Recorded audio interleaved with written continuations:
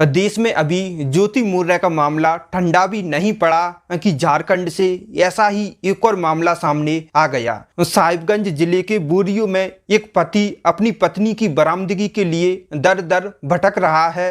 कभी बिलक बिलक कर रो रहा है तो कभी आवेदन लेकर पुलिस से न्याय की गुहार लगा रहा है। वहीं पत्नी का कहना है कि उसके पास बच्चा है तो प्रॉपर्टी भी उसी की हो जाएगी। पीड़ित पति ने बताया कि उसने अपनी पत्नी को कर्ज लेकर पढ़ाया लिखाया और उसे एक नर्स बनाया। अब पत्नी उसे धोखा देकर बेटे सहित लापता हो गई है। गुरुवार को अपनी पत्नी की साकुशल बरामदगी को लेकर गुहार लगाने वह साहिबगंज एसडीओपी राजेंद्र दुबे के दफ्तर पहुंचा। पीड़ित पति ने बताया कि उसकी साल 2009 में कल्पना से शादी हुई थी और उसका 10 साल का बेटा भी है। पति ज्यादा पढ़ा लिखा नहीं है, इसीलिए मेहनत मजदूरी करने के साथ साथ ट्रैक्टर भी चलाता है। पति ने आगे बताया कि उसकी पत्नी कल्पना मैट्रिक तक पढ़ी थी और घर की आर्थिक स्थिति सुधारने के लिए उसकी पढ़ाई शुरू करवाई। उसने पत्नी को पहले बोरियो के एक कॉलेज से इंटर की पढ़ाई करवाई, फिर कर्ज लेकर उसे जमशेदपुर में नर्स की ट्रेनिंग दिलवाई। इस दौरान उस पर काफी कर्ज हो गया था,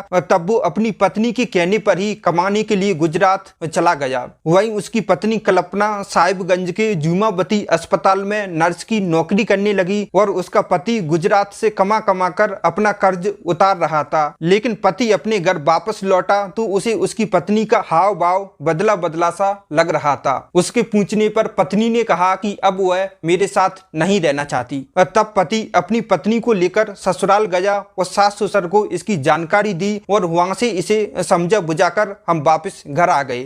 पति ने आगे बताया 14 अप्रैल को पत्नी मायके जाने की बात कहकर घर से निकली और बेटे समेत लापता हो गई। इसी बीच उसने पत्नी और अपने बच्चे की काफी खोजबीन की और अपने ससुराल जाकर भी पूछताछ की, लेकिन उन लोगों ने कुछ भी नहीं बताया। मुझे पूरा यकीन है कि कल्पना अपने बॉयफ्रेंड के साथ रह रही है। इस मामले को लेकर उसने अदालत का दरवाजा खटखटाया और केस भी दायर किया है। जब पीड़ित पति ने पत्नी से झगड़ने की वजह पूछी तो उसने कहा कि अब वो उसके साथ नहीं रहना चाहती। उसने कहा कि जमीन, बच्चा और मुझे भूल जाओ। कल्पना ने यह भी कहा कि उसके बाद जमीन भी बच्चे की हो जाएगी, इसीलिए बच्चा भी उसके पास रहेगा। उसने पति से कहा कि और कोई ठिकाना तलाश ले। ऐसे और भी कई केस हैं जिनके बारे में हमें पता नहीं है। अगर ऐसा ही चलता रहा तो आगे चलकर इस पर कानून भी बन सकता है, इसीलिए ऐसा ना करें, क्योंकि हमारे धर्म में ऐसा कहीं नहीं लिखा कि पत्नी सफल होने के बाद अपने पति को छोड़कर चली जाए। अगर देखा जाए तो ज्योति मौर्य की वजह से ना जाने कितनी महिलाओं के सपने टूट गए। इसीलिए हमें ऐसा काम नहीं करना चाहिए कि समाज के नाम पर धब्बा बन जाए। लेकिन यहाँ पर समझने वाली बात यह है कि सभी महिलाएं एक जैसी नहीं होती।